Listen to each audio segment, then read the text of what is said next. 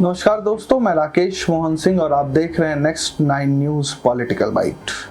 दोस्तों, इस देश में भारतीय संविधान का राज चल रहा है, लेकिन भारत के सबसे बड़े राजनीतिक सूबे राम राज्य वाले प्रदेश यूपी में कश्मीरों के युवाओं के साथ हाथापाई हो रही है।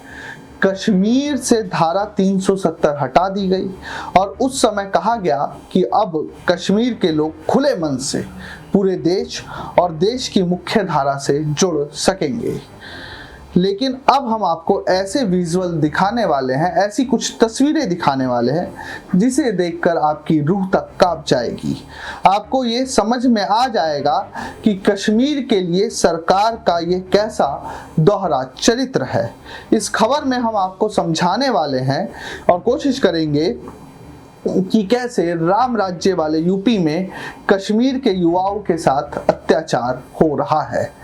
दोस्तों, आपके स्क्रीन पर कुछ विजुअल तस्वीरें चल रही होंगी। आप उसमें साफ देख सकते हैं कि कैसे कुछ लोग एक व्यक्ति के साथ मारपीट कर रहे हैं, उसको थप्पड़ों से नवाज रहे हैं। जो कथित मार पिटाई की तस्वीरें सोशल मीडिया पर शेयर की जा रही है, उसमें दावा किया जा रहा है कि कथित तस्वीरें लखनऊ की हैं, जिसके लिए यह दावा किया गया है कि जिन युवकों को पीटा जा रहा है वह लोग कश्मीर के युवा हैं जो लखनऊ के सड़क के किनारे ड्राई फ्रूट बेच रहे थे, जिसके साथ नगर निगम के कर्मचारी मारपीट कर रहे हैं। क्या यही है केंद्र की मौजूदा सरकार का सबका साथ, सबका विकास, सबका विश्वास? आप कैसे अपनी जीविका को चलाने वाले लोगों के साथ मारपीट कर सकते हैं? अगर सरकार के नियमों की अवहेलना हो भी रही थी तो क्या देश का संविधान इस अधिकार देता है इसके लिए आपको? सत्ता और पद की सनक में आप देश और प्रदेश की जनता के साथ राक्षसी व्यवहार कर सकते हैं क्या? क्या राम राज्य की ऐसी ही परिकल्पना करता है भगवा दल? क्या ऐसे व्यवहार से कभी भी आप कश्मीर की आवाम को अपने साथ खड़ा कर पाएंगे? सवाल दल के साथ ही खुद पीएम मोदी पर भी उठेंगे, क्योंकि 1 साल पहले ही पीएम मोदी ने कश्मीर के युवाओं से वादा किया था कि जो परेशानी आपके बड़ों को झेलनी पड़ी वह आपको नहीं झेलनी पड़ेगी। पहले सुनिए, आप 1 साल पहले पीएम मोदी ने कश्मीर के युवाओं से क्या आह्वान किया था। साथियों, आज केंद्र से भेजी पाई भी यहां ईमानदारी से लग रही है और इन्वेस्टर भी खुले मन से पैसा लगाने आ रहे हैं। अभी मुझे हमारे मनोज सिन्हा जी बता रहे थे कि 3 साल पहले यहां के जिलों के हाथ में पूरे राज्य में 5,000 करोड़ रुपया ही उनके नसीब होता था और उसमें लेह लद्दाख सब आ जाता था। उन्होंने कहा, छोटा सा राज्य है, आबादी कम है, लेकिन पिछले 2 साल में जो गति आई है, इस बार बजट में जिलों के पास 22,000 करोड़ रुपए सीधे सीधे पंचायतों के पास विकास के लिए दिए जा रहे हैं। इतने छोटे राज्य में ग्रास रूट लेवल की डेमोक्रेटिक सिस्टम के द्वारा विकास के काम के लिए कहां 5,000 करोड़ और कहां 22,000 करोड़ रुपए ये काम हुआ है। भाइयों, आज मुझे खुशी है, रतले पावर प्रोजेक्ट और क्वार पावर प्रोजेक्ट जब बनकर तैयार होंगे तो जम्मू कश्मीर को पर्याप्त बिजली तो मिलेगी ही। जम्मू कश्मीर के लिए बिजली एक कमाई का बहुत बड़ा नया क्षेत्र खुलने वाला है, जो जम्मू कश्मीर को नई आर्थिक ऊंचाइयों की ओर ले जाएगा। अब देखिए, कभी दिल्ली से एक सरकारी फाइल चलती थी जरा मेरी बात समझना।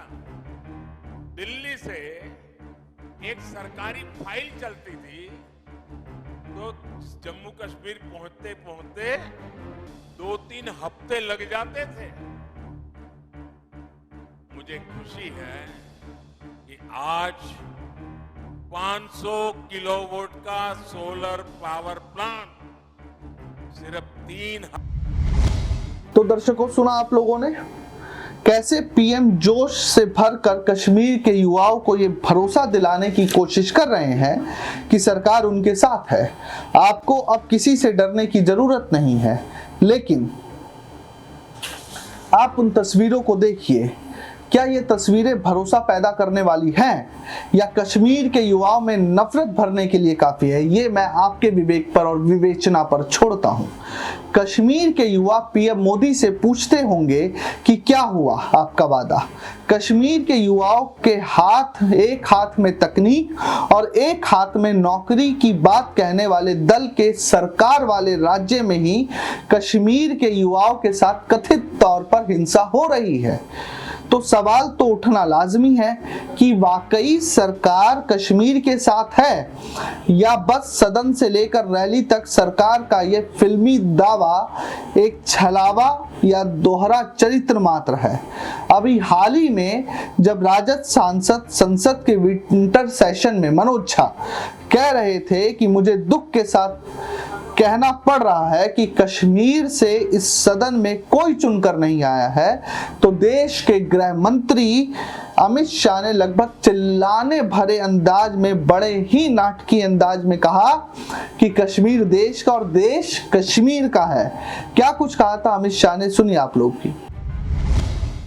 The government is doing. With these words, sir, I thank you for the opportunity. Professor Manoj Kumar Jha.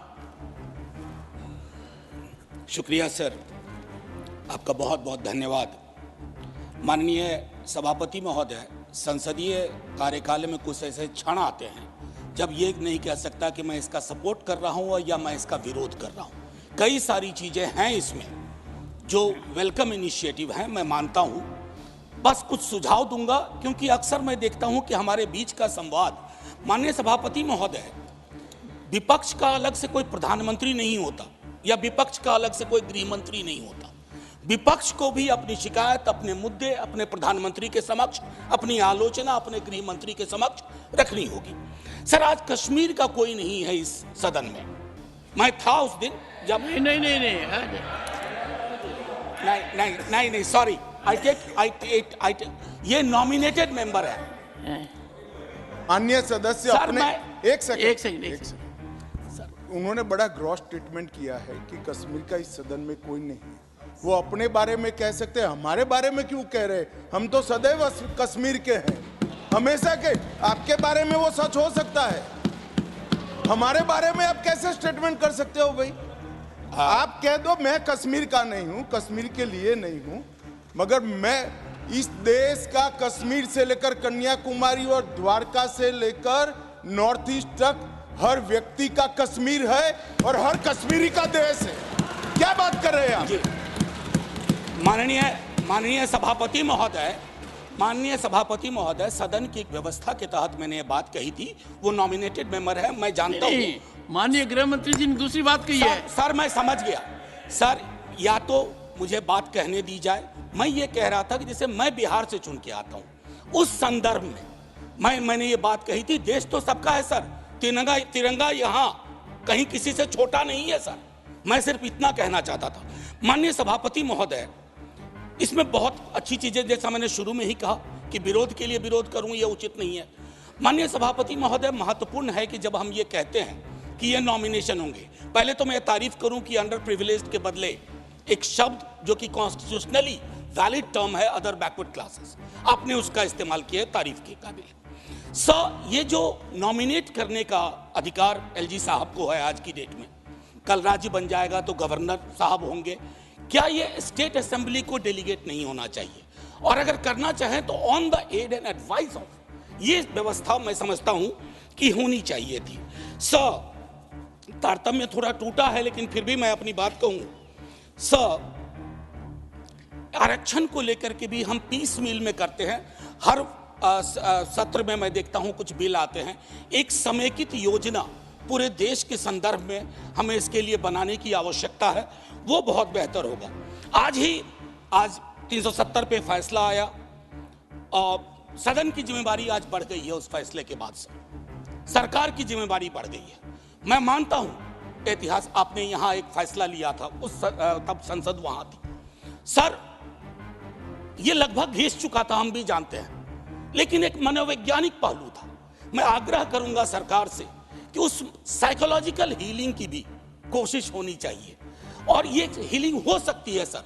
मैंने कहा ना कि हिंदुस्तान का मिजाज महासागर वाला है, इसको बस तालाब ना बनाया जाए, महासागर अपने अंदर सब समाहित कर लेगा।